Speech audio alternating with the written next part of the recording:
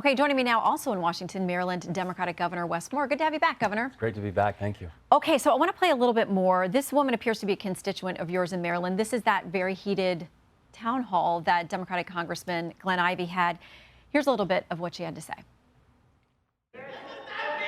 I'm going to answer his question.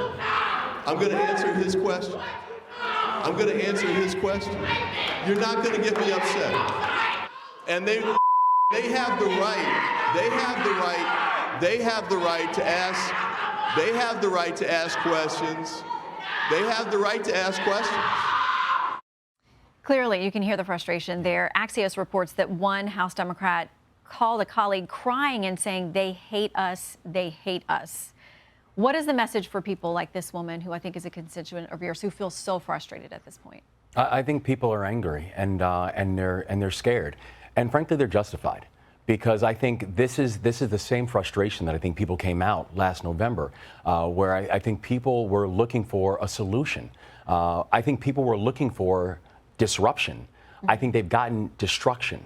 And I think that's the thing that is making people so scared. I mean, we've continued to go all around the state of Maryland. I was just up in Frederick County this past week, which is a purple area in the state of Maryland, at a federal job fair, where we were helping federal workers who have been laid off now find new jobs. And I remember speaking with one guy, a guy named Steve, who told me he voted for me and he's a Republican.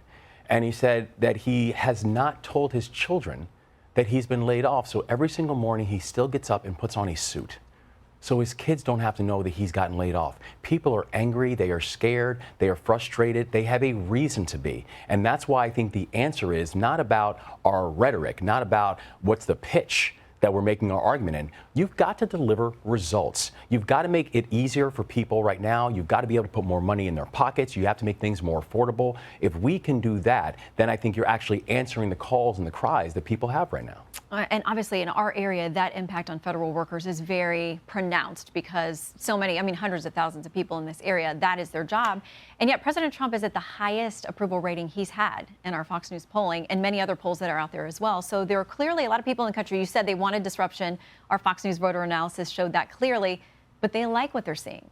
Well, I think people see Donald Trump, that he was a vehicle for the frustration, but he's a vessel for the frustration, but he's not really a vehicle for the solution. Because I think what people are now seeing is, when you're watching, for example, like what we've seen in the state of Maryland, the impacts of things like Elon Musk's Doge, the impact of watching thousands of federal workers losing their jobs, the impact of the tariffs and the trade wars that's now making it more expensive for our farmers on the Eastern Shore, or our restaurant owners in Western Maryland, or the port workers, the dock workers, who are actually losing work because of these high tariffs that are now being put on some of our friends and our allies. And when they're losing hours, they're losing money.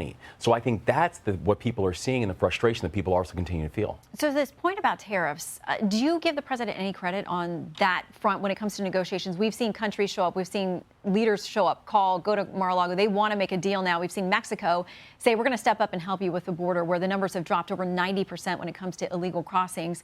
And we've seen others say that they're going to change their own economic practices with respect to us, too. We've seen companies say they're going to onshore and locate in the U.S. because they want to avoid those tariffs. So do you give the president for some credit for the benefits that seem to come with these tariff threats? Yeah, I think tariffs are an important tool in the economic toolkit, but I think they're a tool and not an ideology.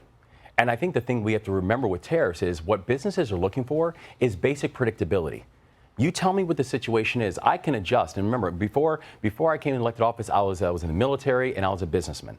And I knew that what I wanted was basic predictability. I needed to know what I was going to have to work with. The challenge with not just the arbitrary and almost politicized use of tariffs, and also how whipshot the use of tariffs have been, where it's this number versus that number, it's not giving our businesses any form of predictability, and particularly when it's being done with some of our largest trade partners. In the state of Maryland, we do over $3 billion worth of trade with Canada alone, in our state alone.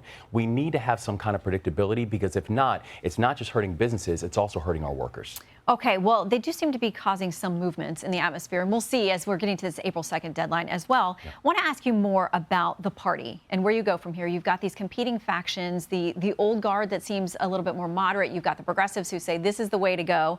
Axios says you talk to 20 Democrats and you're going to find each one of them has a different theory of why Democrats lost the 2024 election and sent the party into a spiral. It said why it matters.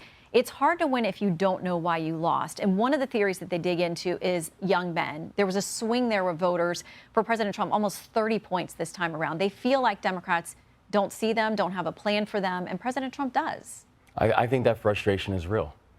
You know, I remember when I was first running for governor, you know, I was one of these young men where I had handcuffs on my wrist by the time I was 11 years old. You know, I joined the military when I was 17. My mother had to sign the paperwork when I first joined. And it was one of the core reasons why we in Maryland just launched a major initiative around young men and boys and understanding what's happening, because for so many young men, they feel like we're being spoken about, but we're not being spoken to. And so we've got to put a greater focus on what is happening and the challenge that we're seeing amongst young men and boys. The data is staggering about how young men and boys continue to fall off the charts. We have to understand that if we are doing things like what we're doing in Maryland, which is focusing on things like having increased parental leave and paternity leave, making sure we're getting more men involved in education as teachers, more men in healthcare, making sure that we're doing things like raising wages and supporting our young boys who have been involved in the juvenile justice system to let them know that does not have to be their life, that they can have a way to turn things around. It's not just going to help them, it's going to help the families that we're hoping that they will lead as well. I want to ask you about another thing that's particular to Maryland, but has broader implications too, which we're just about a year out from the Key Bridge incident in which a container vessel hit the Key Bridge. It collapsed. 6 people were killed. This week, the NTSB said that there had been numerous warnings that the safety assessment on the bridge that they called for had not been done. Here's a bit of the NTSB chair. Had they ran the calculation on the Francis Scott Key Bridge, the MDTA would have been aware that the bridge was almost 30 times greater than the risk threshold AASHTO sets for critical essential bridges. 30 times greater. She says if the assessment had been done, that collapse could have been prevented. And she says it still hasn't been done on the Chesapeake Bay Bridge, another big bridge through Maryland. Yeah, well, I mean, you're right. Where Wednesday is going to mark the year anniversary of one of the most tragic moments in our state's history. Where we lost 6 Marylanders, where 13% of our economy was immediately shut down. And it was the sole fault of the dolly and the sole fault of the reckless operators. But you don't think the assessment about the bridge's capability to handle that traffic and something like that factored in? Well, no, I think if you look at the Key Bridge has passed every single federal assessment for literally over 30 years. And so the Federal Highway Administration and the federal government had claimed and continue to state that the Key Bridge was not the issue. The issue, and I was speaking with the former Transportation Secretary about it, the issue was that we had a ship the size of 3 football fields. That when you have a ship at that size, moving at that speed, and what he told me was there wasn't a bridge in the country that could have taken that impact. And so when you look at the reckless behavior of the dolly, that's the sole reason for it. But I also know that protecting our bridges is the highest of priorities. We've put over $170 million in the past 10 years alone into protecting things like the Chesapeake Bay Bridge. Since the Key Bridge happened, I actually authorized an additional $160 million going into protection of the Chesapeake Bay Bridge. And so that is a bridge that has passed every single federal guideline for over 30 years, in addition to the Key Bridge. But when you watch the reckless behavior from what we saw the dolly and how that ship, that size, that speed, slammed into the Key Bridge. That's what caused this damage, and that's what caused this tragedy in our state. Okay, so this assessment that NTSB says needed to happen hasn't happened on the Chesapeake Bay Bridge either. Will that happen? Yeah, well, we've been completely cooperating with the NTSB, and we'll continue to cooperate. And what they did mention, though, is that it wasn't just that. They were actually putting out a siren call to Congress saying there are over 60 bridges, 60 around the country that have this same type of challenge. So we will continue cooperating with the NTSB, but I think it wasn't just a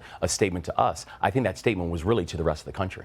All right, we know that anniversary is going to be a tough one coming up this week. So, Governor, thank you for making time. Always good to see you. It's my pleasure. Thank you. Hi, everyone. I'm Brian Kilmeade. I want you to do me a favor. I want you to click to subscribe to the Fox News YouTube page. This is the only way that I know for sure that you're not going to miss any great commentary, any great news bites, any great interviews coming your way on Fox. You can get it all here on YouTube. So subscribe right now.